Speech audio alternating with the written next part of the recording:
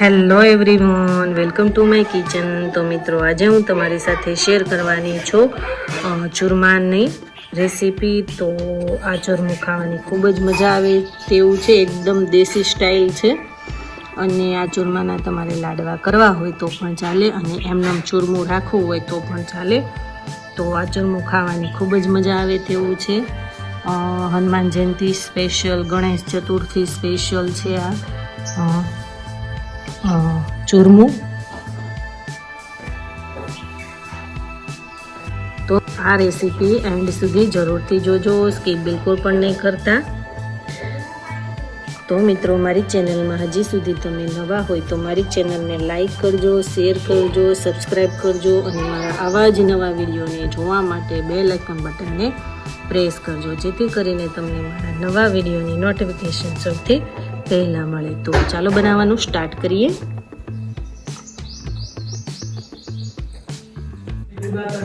તો તમે જોઈ શકો છો કે મેં એકદમ ભાખરીનો જાડો એવો લોટ લીધો છે।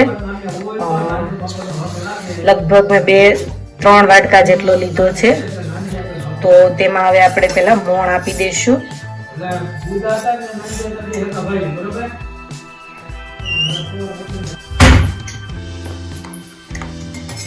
આપણે 5-6-7 ટેબલ સ્પૂન જેટલું તેલ એડ કરીશું, અને આ રીતના મિક્સ કરી લેશું।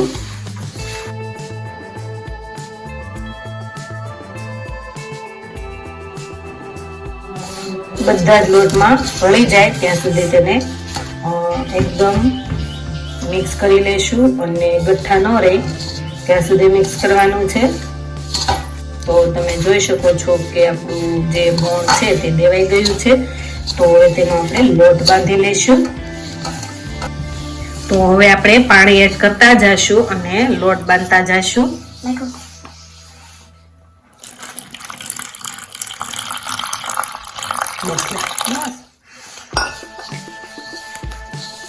આપણો જે લોટ છે તે બહુ કઠણ પણ નહીં અને બહુ ઢીલો પણ નહીં, એ રીતે આપણે બાંધી લઈશું।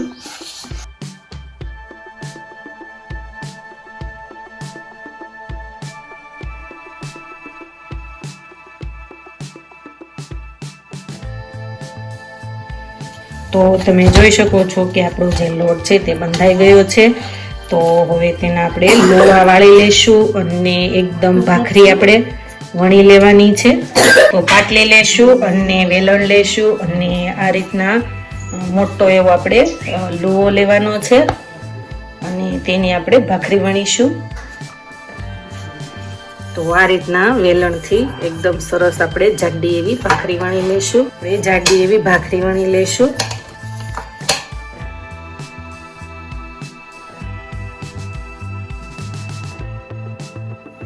તો આ રીતના આપણે બધા જ લોવાની ભાખરી વણી લઈશું। ગેસ ઓન કરીશું, તાવડી મૂકીશું, ગરમ થાય પછી આપણે તેમાં ભાખરી એડ કરીશું। તો હવે આપણી જે તાવડી છે તે ગરમ થઈ ગઈ છે, તો તેમાં આપણે ભાખરી આ રીતના એડ કરી દઈશું। તો હવે આપણી જે ભાખરીની સાઈડ છે તે ચેન્જ કરી લેશું, અને ડિઝાઇન આવે ત્યાં સુધી શેકાવા દેશું।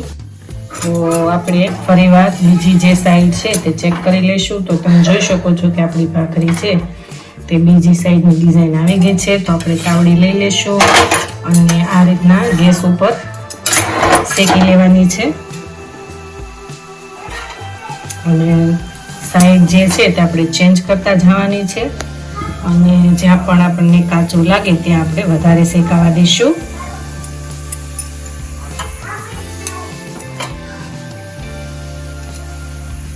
તો તમે જોઈ શકો છો કે આપણી જે ભાખરી છે તેની ડિઝાઇન આવી ગઈ છે। તો હવે બધી જ ભાખરી આપણે શેકી લઈશું।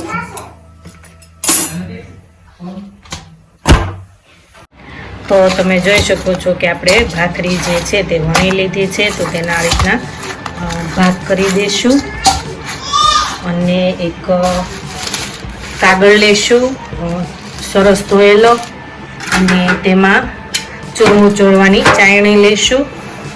એકદમ દેશી સ્ટાઇલ છે આ ચૂરમું। તો આ રીતના આપણે ભાખરી લેશું અને હાથના મદદથી આ રીતના ચોળી લેવાનું છે. એટલે આ રીતના આપણે હાથને ઘસશું એટલે નીચે જે ચૂરમું છે તે ઝીણું ઝીણું નીચે ગળાઈને જતું રહેશે અને જે કઠણ જે ભાગ હશે ગોગડા જેવો તે ઉપર રહેશે. તો આપણે બધી જ ભાખરીને આ રીતના ચાઈના મદદથી ક્રશ કરી લેવાનું છે ચૂરમાને.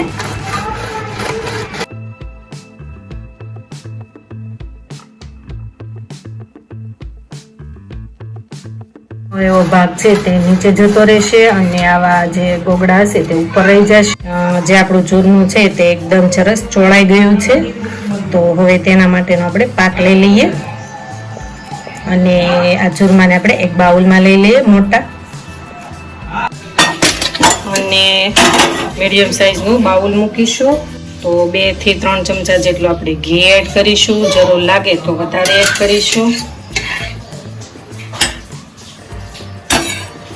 તો હવે આપણે 2 ચમચા જેટલું મેં ઘી વધારે એડ કર્યું છે અને હવે આપણે ગોળ એડ કરી દઈશું.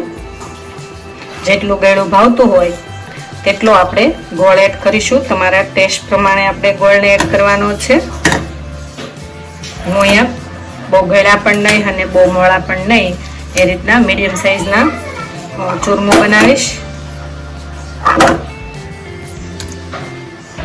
ફ્લેમ છે તે આપણે હાઈ કરી દઈશું અને આ રીતના એકદમ આપણા ગોળમાં ફૂલડા આવે ત્યાં સુધી આ રીતના સતત હલાવતા રહીશું. જોઈ શકો છો કે આપણે ગોળમાંથી ઉપર જે ફૂલડા છે તે ઉપર આવી રહ્યા છે. એટલે કે આપણી ચાસણી જે છે તે ઉપર આવી રહી છે એકદમ સરસ. તમે જોઈ શકો છો કે આપણું ગોળની જે ચાસણી છે તે પણ આવી ગઈ છે અને એકદમ ફૂલડા પણ આવી ગયા છે. તો તેને આપણે ચૂરમામાં એડ કરી દઈશું. ચૂરમામાં આપણે બધો જ ચાસણી છે તે એડ કરી દઈશું. તો આ રીતના આપણે ચૂરમાને મિક્સ કરી લેશું. એકદમ સરસ ઘી જે છે અને ગોળ છે તે તેમાં ભળી જાય ત્યાં સુધી આ રીતના મિક્સ કરવાનું છે. તેમાં હું ટોપરું એડ કરીશ. ટોપરું એડ કરવું હોય તો કરી શકો છો, તે બિલકુલ ઓપ્શનલ છે. તો હવે તેમાં હું વરિયાળી એડ કરીશ. વરિયાળી એડ કરવાથી આપણો જે ચૂરમાનો ટેસ્ટ છે તે ખૂબ જ સરસ આવે છે. તો મિક્સ કરી લઈશ. આપણું ચૂરમું છે તે એકદમ સરસ મિક્સ થઈ ગયું છે. તો તેને આપણે એક ડીશમાં ટ્રાન્સફર કરી લઈશું. તો મિત્રો તમે જોઈ શકો છો કે આપણું ચૂરમું છે તે એકદમ સરસ બનીને રેડી થઈ ગયું છે. તો આ ચૂરમું તમે હનુમાન જયંતિ દિવસે બનાવી શકો છો, ગણેશ ચતુર્થીના દિવસે પણ બનાવી શકો છો અને એમનેમ પણ તમારે બનાવીને ખાવું હોય તો પણ ખાઈ શકો. તેવું એકદમ ટેસ્ટી ગળ્યું એવું ગોળવાળું આ ચૂરમું બનીને રેડી થઈ ગયું છે. તો મિત્રો તમને આ રેસીપી પસંદ આવે તો ઘરે બનાવીને એકવાર જરૂર ટ્રાય કરજો. ખૂબ જ ખાવાની મજા આવશે અને ટેસ્ટી એવી લાગશે. તો મિત્રો હવે આપણે નવા વિડીયો સાથે ફરી મળીશું.